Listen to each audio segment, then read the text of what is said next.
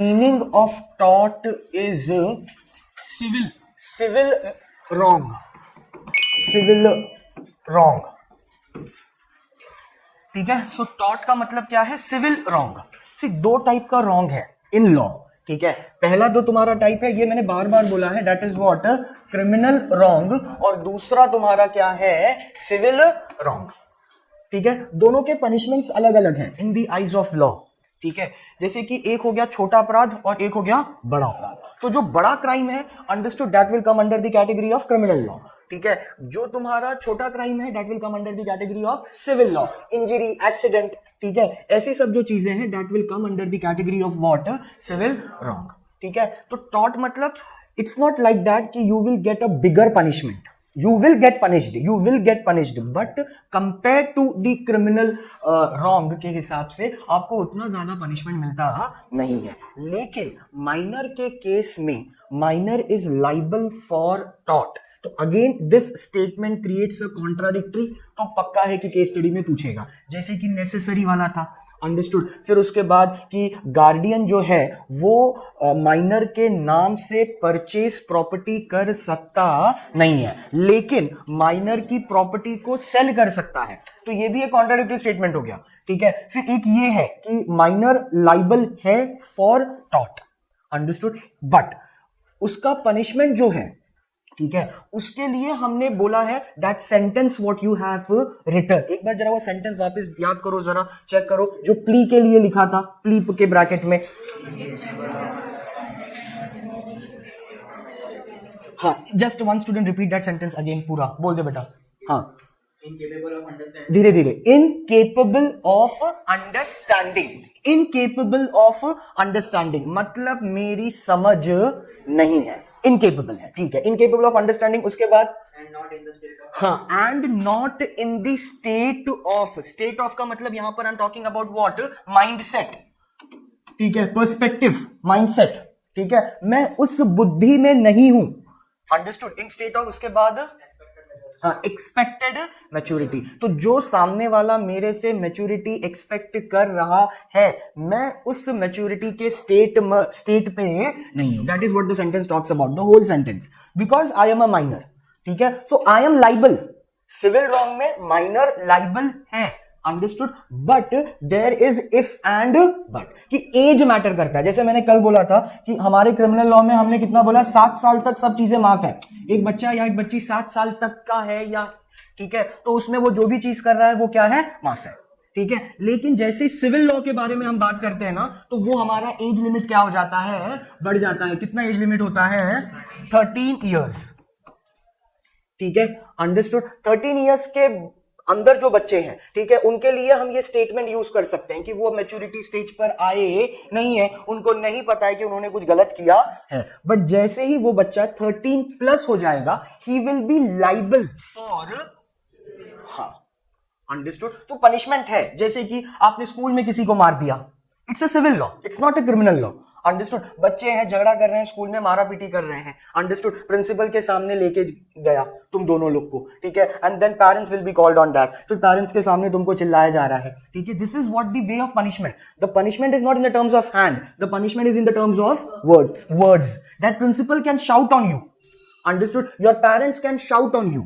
Why? Because you have done something which is not right, which is not appropriate. You will be not be behind the bar, understood, but फिर भी आपको punishment है। हमारे नजर में punishment होता है that the person should be behind the bar, वो हमारे लिए पनिशमेंट है, बट वैसा नहीं है। ठीक है, सिविल रॉन्ग के हिसाब से या सिविल टॉर्ट के हिसाब से पनिशमेंट जो है that depends upon the crime. अब जो क्राइम तुमने स्कूल में किया है that is not biggest crime, मारा पीटी तो रोज ही हो रही है स्कूल में, अंडरस्टूड, तो उसके वजह से that person will not or that child will not be personally, I mean the child will be personally liable. Why? Because it is been told that liability for tort in the case of minor is there. अब example देखो क्या बोल रहा है, a tort is a civil wrong, a minor is liable in tort unless the tort in reality is a breach of, तो उसके किसी गलती के वजह से कॉन्ट्रैक्ट टूट गया, आपने इतने जोर से मार दिया उस लड़के को, ठीक है, कि प्रिंसिपल ने आपको रेस्टिकेट कर दिया। रेस्टिकेट का मतलब समझता है? हाँ, सस्पेंड कर दिया, ठीक है। अब ये जो सस्पेंड है ये ब्रीच ऑफ कॉन्ट्रैक्ट है, क्योंकि जब एडमिशन लेते वक्त हम गए थे स्कूल में तो हमको बोला था ना वो first standard, second standard, third standard, fourth standard आप हमारे स्कूल में क्या करो, कंटिन्यू करो, it's an agreement between principal and your parents. Sir इस एग्रीमेंट में कंसिडरेशन है क्या? हाँ, तुमने क्या पे किया है? फीस, और उसके बदले वो तुमको क्या दे रहा है? नॉलेज। तो दो लोग इन्वॉल्व है क्या? हाँ, प्रिंसिपल एंड यू, या स्कूल या योर पेरेंट्स, ठीक है। इसमें लॉफुल ऑब्जेक्टिव है क्या? हाँ, लॉफुल ऑब्जेक्टिव क्या है कि हम आपको पढ़ा रहे हैं, अंडरस्टूड। अब आपका और स्कूल का जो एग्रीमेंट था वो कैंसिल हो गया बिकॉज ऑफ योर एक्ट।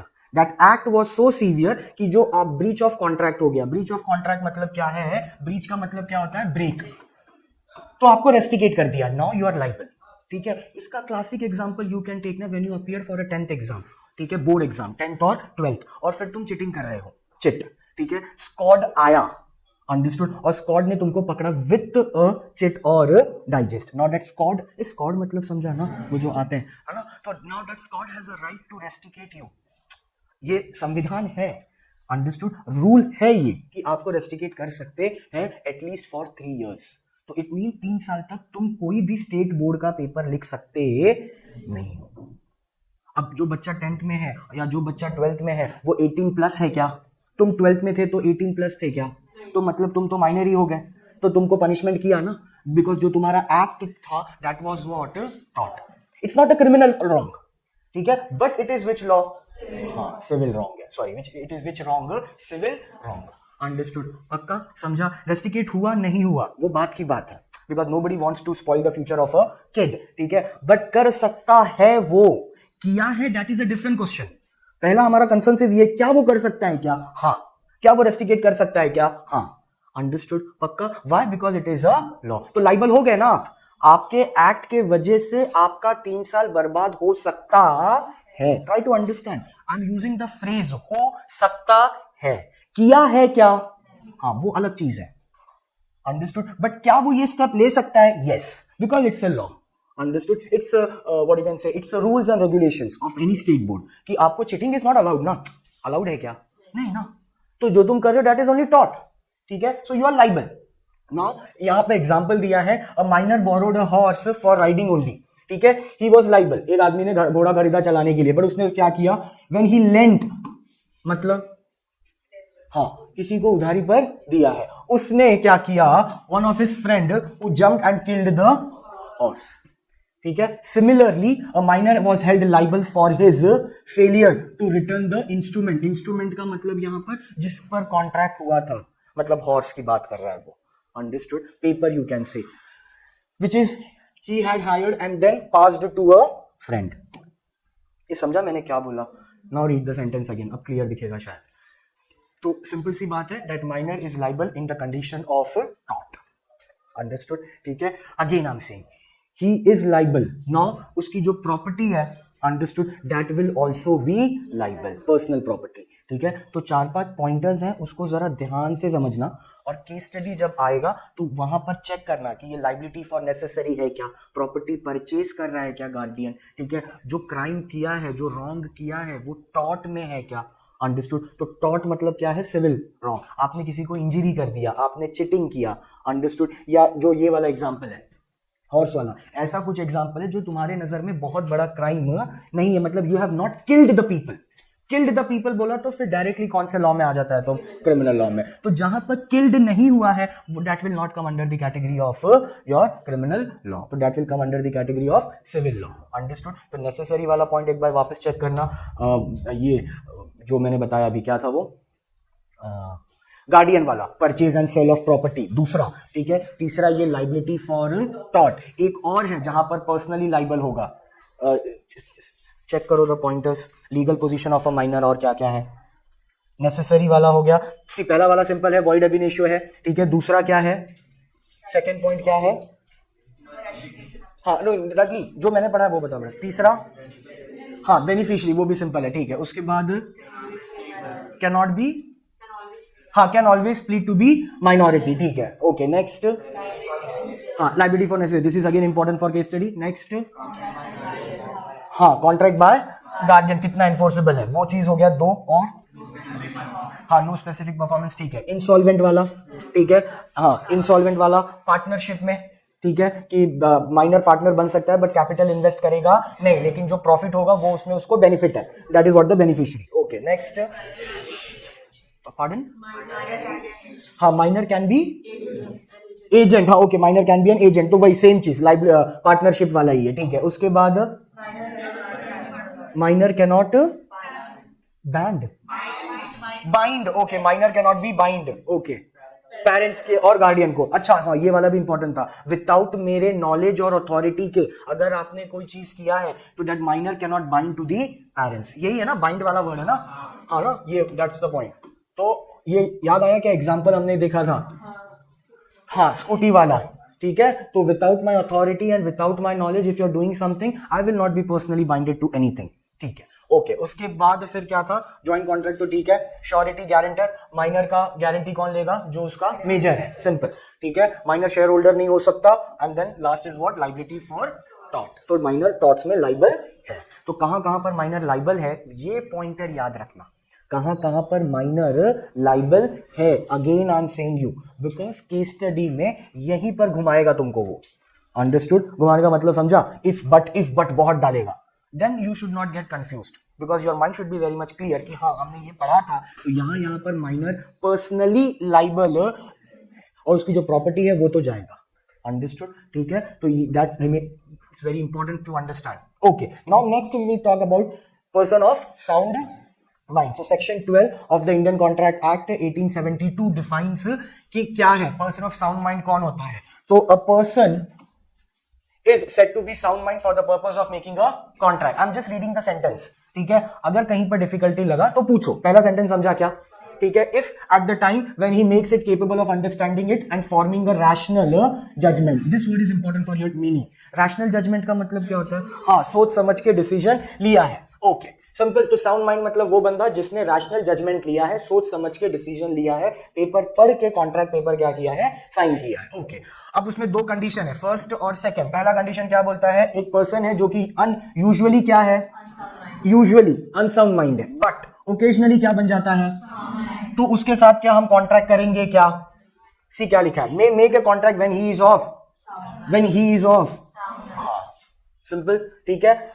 मेरा मेन मोटिव है जब कॉन्ट्रैक्ट या एग्रीमेंट मैं उसके साथ साइन कर रहा हूं या उसके साथ डिस्कस कर रहा हूं, at that point the person should be of sound mind, simple, समझा मैंने क्या बोला, he should not be subconscious, subconscious बोला तो हाँ मतलब समझ नहीं आ रहा है, इसके लिए at the time of signing a contract if the other person is drunked, drunked बोला तो हाँ, he is not in the state of conscious, तो उस टाइम पर जो भी डॉक्यूमेंट साइन किया गया है that will not be accepted in the court by stating what, कि at the time of the agreement the other person was not conscious, he was subconscious, तो सबकॉन्शियस है मतलब उसको होश आवाज नहीं है, अंडरस्टूड। तब अगर उसने कोई कॉन्ट्रैक्ट पेपर साइन किया है which is not been acceptable, understood, समझा। तो वहां पर ये वाला पॉइंट भी लिख के रखो, ड्रंकेड वाला, ये बुक में है नहीं किधर।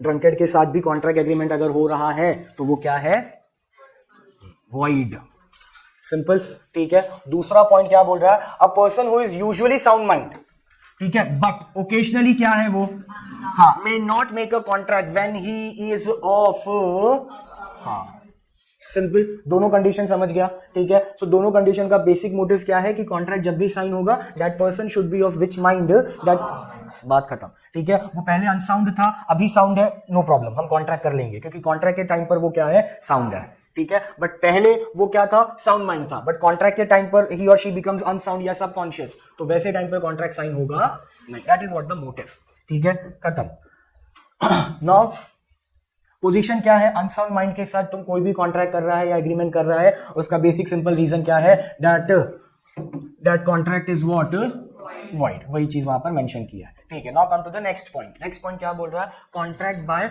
Disqualified person. डिसक्वालिफाइड पर्सन बोला तो वो पर्सन जिसके ऊपर केसेस ऑलरेडी है, एग्जिस्ट है, चल रहा है, वैसे लोगों के साथ कॉन्ट्रैक्ट साइन या एग्रीमेंट होगा नहीं, ठीक है। So beside minor and the person of unsound mind also other person who are disqualified by contracting. Disqualified by contracting मतलब disqualified by law, so simple होगा समझने के लिए। डिसक्वालिफाइड बाय लॉ मतलब उसको कानून ने बोला है that he or she can not enter into any contract or agreement because already cases are going on that person. तो अभी तक आप कानून के नजर में बरी हुए नहीं हो, you are still a culprit. ठीक है, तो अगर कल्प्रिट है तो कोई कल्प्रिट, कोई आतंकवादी, कोई टेररिस्ट, कोई गैंगस्टर किसी के साथ कॉन्ट्रैक्ट एग्रीमेंट अगर कर रहा है तो वो कॉन्ट्रैक्ट एग्रीमेंट क्या है? वॉइड है। Understood? Why it is void? Because the person is what? Disqualified by law. Understood? समझा? भले उसमें बहुत सी अच्छी चीजें हैं, दो पार्टी है, कंसिडरेशन है, मोटिव भी सही है, but that person is a gangster, but that person is a terrorist. So whatever document you signed with Daud will be treated as what? हाँ, void. Because the person, Daud पता है ना? हाँ, because that person itself is what? Disqualified by law. Understood? Simple. Did you get that point? So why such person are void? Simple, clear, any doubt? इतना ही है। Contract करने के बाद आया तो दैट्स अ डिफरेंट स्टोरी। नहीं, the story is, मैं बताता हूँ, एक मिनट, ये समझा क्या? पक्का? Simple, okay. Now we will complete this and then we will come to consent is not free. ठीक है, तो कंसेंट का मतलब क्या है? When two person agree on the same thing in the same sense, that is what the definition says. ठीक है, two or more person are said to consent when they agree upon the same thing in the same sense. Simple, ठीक है, clear, okay. Now don't we need to talk much about this, we will directly start with the coercion. So definition of free consent क्या है? Section कौन सा है यहाँ पर? Section 14 है। क्या बोल रहा है कि फ्री कंसेंट कब होगा, आई मीन कब नहीं होगा? So consent is said to be free when it is not caused by coercion, under influence, fraud, misrepresentation and mistake. उसके बाजू में उसका सेक्शन बताया है। Understood? So कोरिएशन सेक्शन 15 है, 16, 17, 18, 20, 21 and 22। ये सब चीज अगर हैं then you can see that the consent of the people is not free. Simple. ये सब हो चुका है। ठीक है, इसके लिए थोड़ा सा हम भागते हैं। Okay, now we will come to the first point that is called कोरिएशन। यहाँ पर जो मैं उस दिन बोल रहा था, थ्रेटनिंग वाला कॉन्सेप्ट आएगा। ठीक है, सो डेफिनेशन के सबसे पहले लिखा है क्या? इट इज कोरिएशन इज कमिटिंग और थ्रेटनिंग टू कमिट। ठीक है, थ्रेटनिंग का मतलब क्या होगा? डराना, धमकाना, और कमिट का मतलब टू डू। सिंपल, जो भी तुम डरा रहे हो, धमका रहे हो, वो फॉरबिडन है। फॉरबिडन है मतलब it is against the law, it is unlawful. तो जो भी तुम कर रहे हो that is unlawful under what? By IPC, that is called Indian penal code. जो सेक्शंस लगते हैं ना, वो इसमें लिखा होता है आईपीसी में। सेक्शन, ये क्राइम का क्या सेक्शन है, ये क्राइम का क्या सेक्शन है, इस पे कितना पनिशमेंट है। Understood? That book is called IPC. और द अनलॉफुल डिटेनिंग, ये डिटेनिंग बोला तो हाँ, ये भी बोला था मैंने, बताया था डिटेनिंग का मतलब बंदी बना के रखना अननेसेसरीली, हॉस्टेज जिसको हम बोलते हैं ना, हाँ, हॉस्टेज मतलब बताया ना, हाँ, वही चीज। तो अनलॉफुल है, without any perspective you are detaining me, you are harassing me just by keeping me at one place. Oval shape में, ओवल जेल होता है अंडे के शेप का। ठीक है, ये तुमको पता है वर्ल्ड ट्रेड सेंटर का? वर्ल्ड ट्रेड सेंटर पता है पक्का? 9/11 पता है क्या? ओके, तो 9/11 में वो प्लेन आया और वर्ल्ड ट्रेड सेंटर को क्या किया? ठीक है, तो फिर जो भी सस्पेक्ट थे, ठीक है, सस्पेक्ट का मतलब क्या होता है? सस्पेक्ट, जिनके ऊपर हमको लग रहा है कि हाँ वो एग्जैक्टली, तो that people are called suspect, मतलब जिन पर हमको क्या है? डाउट है, शक है कि ये लोग शायद उसमें क्या थे? इन्वॉल्व। तो उनको वहां के यूएसए के पुलिस ने ऐसे जेल में रखा था that jail itself is a harmful pain into there S. ठीक है, क्योंकि that was in a oval shape. अब सोचना, अंडे के शेप का जो जेल है, उसमें बॉडी का मूवमेंट कैसे होगा? Because your body will get what? Stick. ठीक है ना, you can not length your legs. Understood? Why? Because it पूरा जेल खत्म हो रहा है किसमें? ऐसे। So you are sitting here, so you cannot make your legs comfortable. ठीक है? Neither you can sit properly, neither you can stand properly. Understood? That itself a detain very dangerous. तो अगर ऐसा सब कर रहे हैं अनलॉफुली, ठीक है, वो सस्पेक्ट है, इसके लिए उनको कर रहे हैं तो ठीक है, बिकॉज तुमने हमारे कंट्री में आके हमारा सेंटर क्या कर दिया? उड़ा दिया, तो ये कोई अच्छी बात थोड़ी है। लेकिन यही चीज में अगर अनलॉफुली कर रहा हूं, ठीक है, then it will come under the category of what? Coercion. तो ऐसे बहुत सी चीजें हैं। काला पानी अपन बोलते हैं ना, पता है काला पानी ना? हाँ, see that is very much scary. It's not a bar itself, it's not a jail itself, it's a scary place to go. ठीक है, तो अगर ऐसा सब चीज किया या डराया जा रहा है, धमकाया जा रहा है कि आपके प्रॉपर्टी को हम क्या कर देंगे, हाँ, I will fire of your property, ठीक है, मतलब प्रॉपर्टी को मैंने आग लगा दिया या तुम्हारे प्रॉपर्टी को मैं उड़ा दूंगा, उस बात का मैं धमकी दे रहा हूं या थ्रेटनिंग कर रहा हूं, understood, then all it will come under the category of what, coercion. Okay, अब यहां पर ये सब करने का इंटेंशन क्या है मेरा, intention to that so that the person will enter into a agreement, simple, understood. Now वहां पर एक वर्ड आया है विच इज कॉल्ड, हाँ, now this word has a two meaning. When you go and search the meaning of this word in a dictionary, then it means a person does not like the opinion or the POV or the perspective of somebody.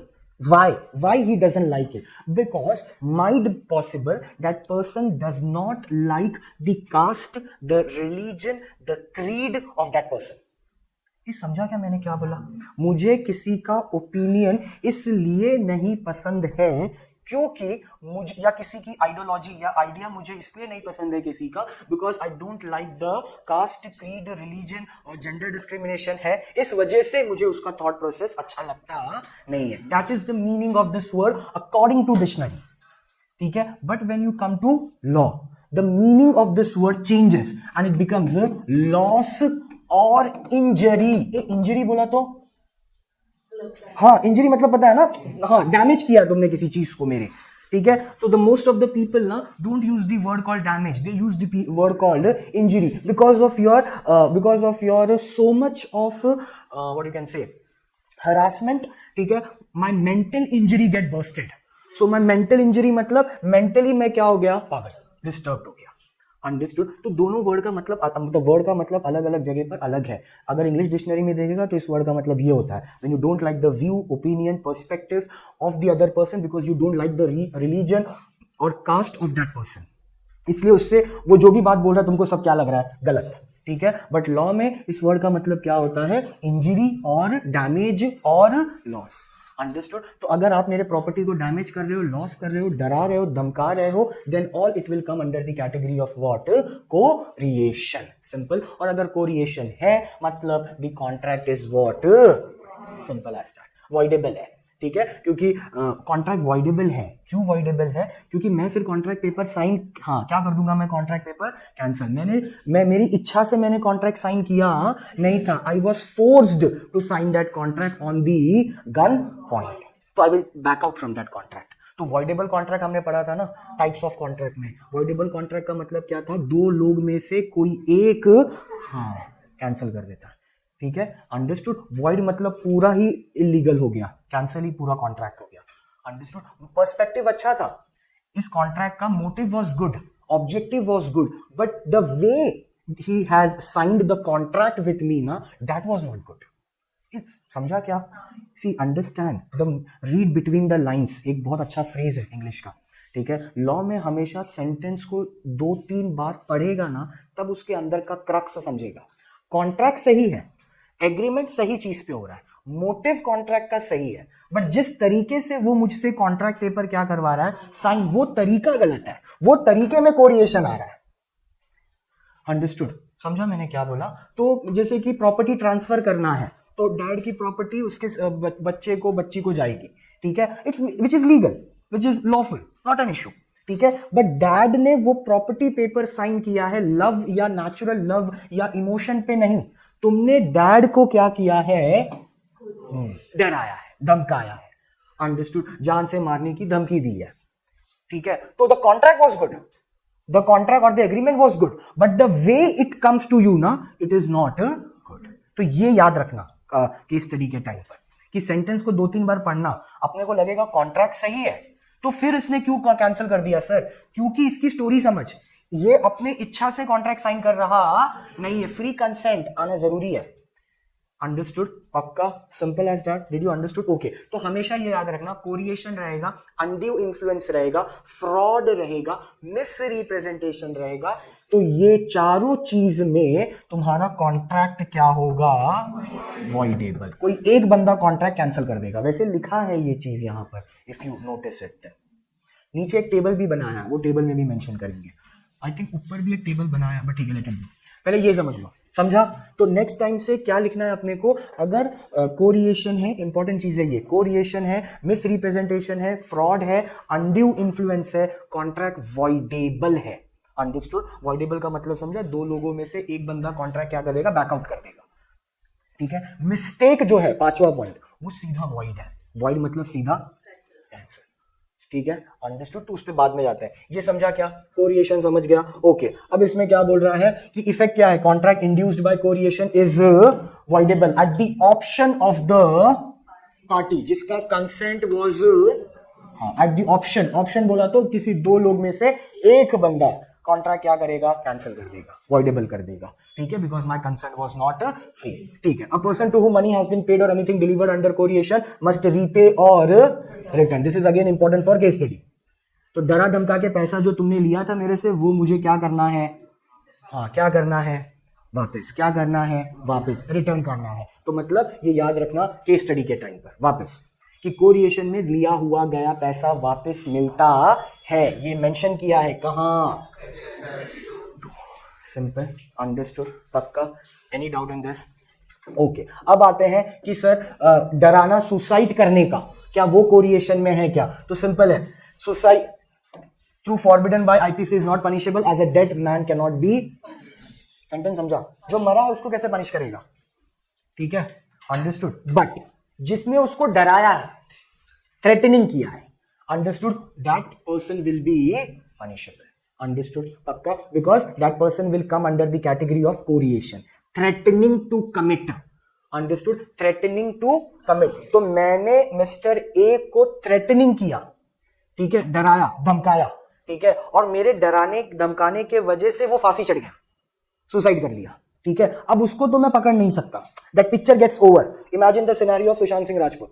ठीक है? So whether he was culprit और not, he was drugged और not, he was not conscious और not, he was mentally stable और not, the Bollywood has what you can say, हाँ बहुत त्रास दिया है उसको, नहीं दिया है, अब उस पर कोई बात कर रहा नहीं है, because that person itself not existed. तो उसका पिक्चर साइड में रखो, बट उनसे जितने लोग इन्वॉल्व हैं वो सब पर क्या लगेगा, कोरिएशन। That is why his girlfriend, what was his name? I'm not remembering. हाँ, he was behind the bar, no? Did you get that point? He was behind the bar. ठीक है? Why she was behind the bar? Because उसपे हमने क्या लगाया था? Threatening to commit a suicide. Understood? पक्का? See, that is what the point says.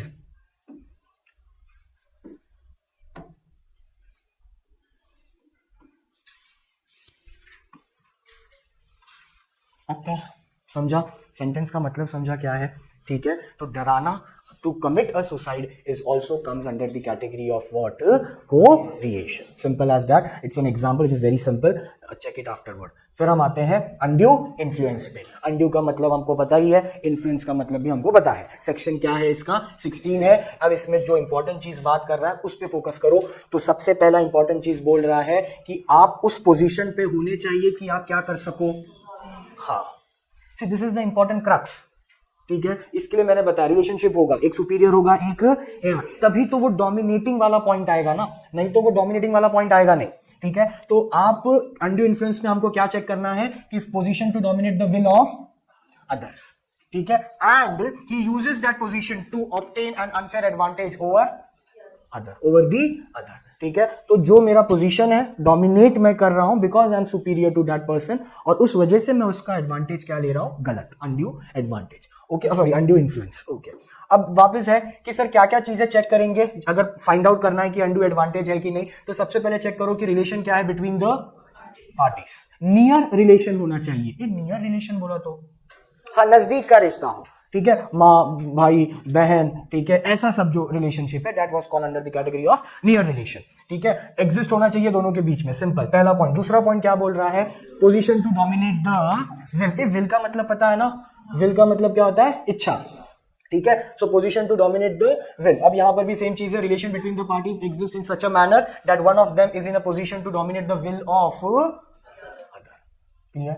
पक्का? Simple, समझ में आया? ओके, नाउ पहला पॉइंट क्या है? Real and apparent authority. Now read the sentence कि where a person holds a real authority over other in case of, example, master and authority है ना मास्टर के पास सर्वेंट को डोमिनेट करने का, ठीक है. Doctor and patient, client and advocate, ठीक है. Teacher and students. This is what the simple example to find out और टू अंडरस्टैंड, ठीक है, क्योंकि अथॉरिटी है. दूसरा एक होता है दैट इज व्हाट, हाँ, फिड्यूशरी.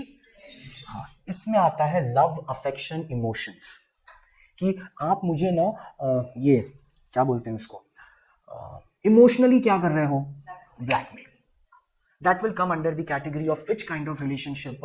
Fiduciary relationship, जहां पर क्या आ रहा है, love, emotions, ठीक है. Understood? So see, where relations of trust and exist between the parties to a contract. Such relationship exists between father and son, ठीक है. Solicitor and client. Solicitor मतलब any idea? Solicitor कौन होता है? It's a government post, ठीक है. Upward post for a lawyer. Lawyer के बाद आप क्या बनते हो, नेक्स्ट क्या है, ठीक है. आप बन गए जज, ठीक है. फिर उसके बाद आप हाई कोर्ट जज बन गए. Then you become what, supreme court. Then you become what, a chief justice. Then you becomes what, a next. So solicitor is the last stage in the law form. मतलब solicitor वो person है who charge for one word also. जैसे मैं अगर solicitor हूं और मैंने आपके लिए, मुझे कॉन्ट्रैक्ट बनाना है, ठीक है. आप मेरे पास आए, बोले कि सर हम एक कंपनी चालू कर रहे हैं, ठीक है. उसका एग्रीमेंट, उसका कॉन्ट्रैक्ट, उसका रजिस्ट्रेशन, ये सब काम कौन करो, आप. तो मैं कौन हूँ सर, मैं हूँ सॉलिसिटर. मैंने क्या पढ़ाई किया है सर, तो मैंने ग्रेजुएशन कंप्लीट किया है, ठीक है. फिर मैंने किया है तुम्हारा CS. अंडरस्टूड. फिर मैं क्या बन गया, CS तो मेरा हो गया. फिर CS के बाद मैंने क्या पढ़ाई किया, LLB. फिर LLB हो गया, मेरे पास CS हो गया, मेरा LLB हो गया. अब मैं कहीं 1-2 साल किसी कंपनी में क्या किया, काम किया. फिर मेरे पास थोड़ा पैसा आया और फिर मैंने अपना फर्म क्या कर दिया, चालू. Understood. Now I am self employed. और अगर अभी भी थोड़ा पढ़ने का इच्छा है तो LLB के बाद you can go for LLM. Master degree है लॉ का, ठीक है. और अभी भी जान अगर है तुम्हारे आंग में, then you can do what, PhD in law. So you will become doctor. It's a very good thing. It requires a good, हाँ. See, you don't understand the emotion of this, but I can understand. From last 2.5 years, I'm working for this. ठीक है. So with the grace of God and your loves, 2.5-3 साल में क्या हो जाएगा? But I'm not doing from law, I'm doing from management. Understood? That's the point. So अब इतनी degree आने के बाद ना तुम क्या कर सकते हो? Then you can start doing your what? Started a firm. So overall your experience get high. Now you become the solicitor. Understood. अब जब तुम ड्राफ्ट कर रहा है ना किसी के लिए कॉन्ट्रैक्ट या किसी के लिए एग्रीमेंट, तो तुम पर वर्ड का चार्ज करेगा कि मैं तुम्हारे रजिस्ट्रेशन में 100 वर्ड लिखने वाला हूं ताकि तुम्हारा कॉन्ट्रैक्ट एग्रीमेंट प्रॉपर तरीके से बन जाए. वो 100 वर्ड मैं लिखूंगा. पर वर्ड का I will charge you 2000 rupees. I am just giving an example. तो मैंने 100 वर्ड लिखा, सो 2000 इंटू 100 कितना हो गया, सिंपल, ठीक है. ऐसे लोग थे. I can give you the example. Advocate Ram Jethmalani, अभी तो बेचारे मर गए, 93 में मरे वो. Ram Jethmalani, understood. He was a solicitor, but plus he was a professor in Harvard University. He used to teach law there. Understood. अपने इंडिया का ही है, ठीक है. देन अरुण जेटली. अरुण जेटली बीजेपी का कैंडिडेट था, अभी तो he is off but he still. Arun Jaitley. Kapil Sibal, ठीक है. ऐसे डेंजर लोग हैं सॉलिसिटर. ये 2000 चार्ज नहीं करते, ये सीधा 10,000 पर वर्ड का. जस्ट इमेजिन 10,000 फॉर पर वर्ड. और एक कॉन्ट्रैक्ट एग्रीमेंट कभी भी एक पेज का नहीं होता है. ये समझो, मतलब ये मैच्योरिटी वाली बात है, ठीक है. तो एक्सपेक्टेड मैच्योरिटी है तुम्हारे अंदर, ये मैं एक्सपेक्ट कर सकता हूं तुमसे. अंडरस्टूड. तो ये तो तुमको पता है ना कि कोई भी एग्रीमेंट कॉन्ट्रैक्ट एक पेज का बनता नहीं. It goes for 2 to 3 page. Just imagine. So this kind of person जिनका मैंने नाम लिया ना, when they go in Supreme Court for किसी के कोर्ट पे या किसी के बिहाफ पे लड़ने के लिए, तो सबसे पहले they get the money wired to their account. Wired मतलब हाँ, पहला पैसा भेज, हाँ, उसके बाद मेरा पाव आएगा कोर्ट में. सर आते देते हैं, आंखों में विश्वास देखो, नहीं, आंखों में विश्वास देखना नहीं है. तो पहले उनका है प्री अपॉइंटमेंट, पहले लो. तो 1 CR 25 lakh 50 lakh pre appointment fees है. 50 लाख तू समझना है बेटा, एक आदमी को 50 लाख एक साथ कमाने में ना एक जीवन काल निकल जाता है. अंडरस्टूड. वो प्री अपॉइंटमेंट का दे रहा है. क्यों? बट वो उतना पढ़ा है. ट्राई टू अंडरस्टैंड, ठीक है. तो उनको बोलते हैं सॉलिसिटर. तो the person who is above और what you can say the law का लास्ट डिग्री अगर कुछ है, लास्ट डेजिग्नेशन कि सर मैं चीफ जस्टिस बन गया ऑफ सुप्रीम कोर्ट, ये करते करते मेरे को हो गया 60 साल, ठीक है। ऐसा 22 साल का लड़का चीफ जस्टिस नहीं बनता सुप्रीम कोर्ट का, understood, it takes a time.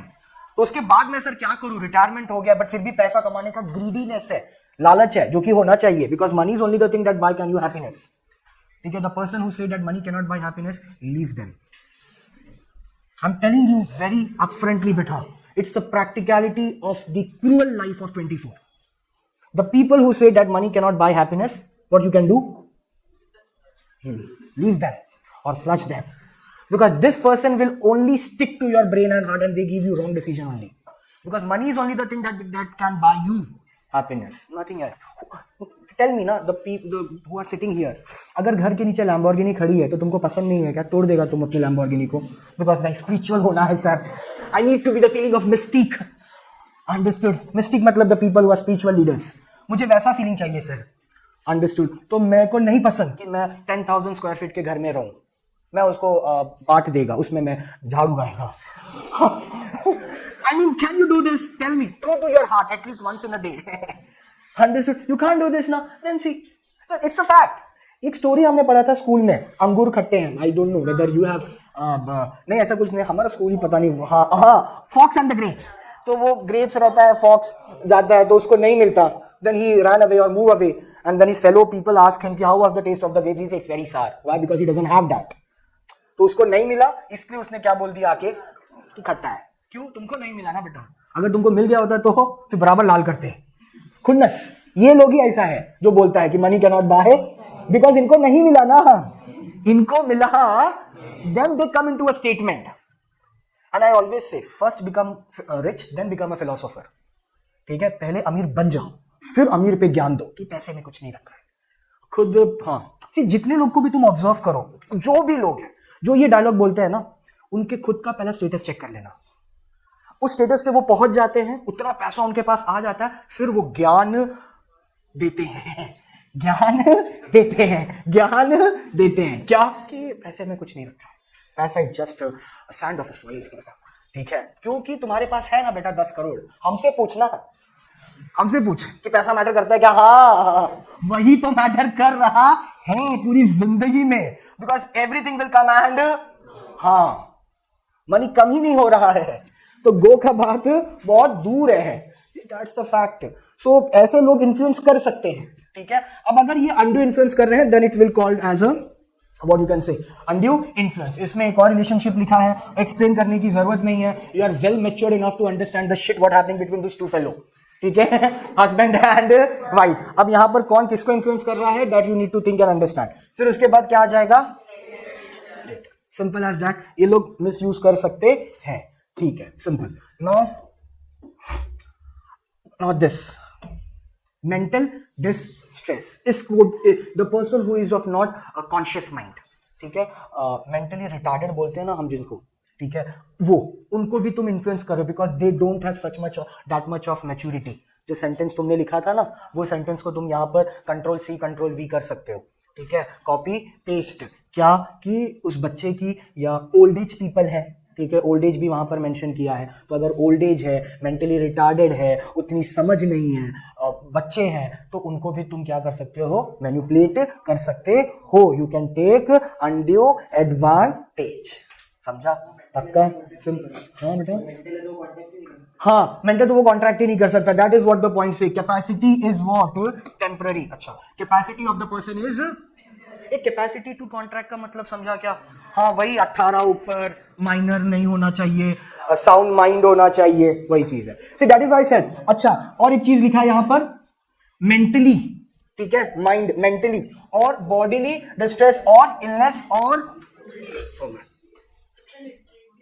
Illiterate, हाँ, वो भी that you can add by yourself, no problem, सही है। इलिटरेट जो है, ठीक है, उनके सामने कॉन्ट्रैक्ट पेपर रख दिया, उनको पढ़ने नहीं आ रहा है, देन उस पर तुम प्रेशराइज कर रहे हो कि क्या कॉन्ट्रैक्ट एग्रीमेंट क्या करो, साइन करो। जैसे कि 80s में, या 80s का भी एग्जांपल मत लो, प्री इंडिपेंडेंस है ना, प्री इंडिपेंडेंस हमारी आधी से ज्यादा प्रॉपर्टी तो कौन लेके चला गया, Britishers. Hey, you know not this history of India. ठीक है? Why? Because we don't know at that point of time the literacy rate. Illiterate तो छोड़ दे.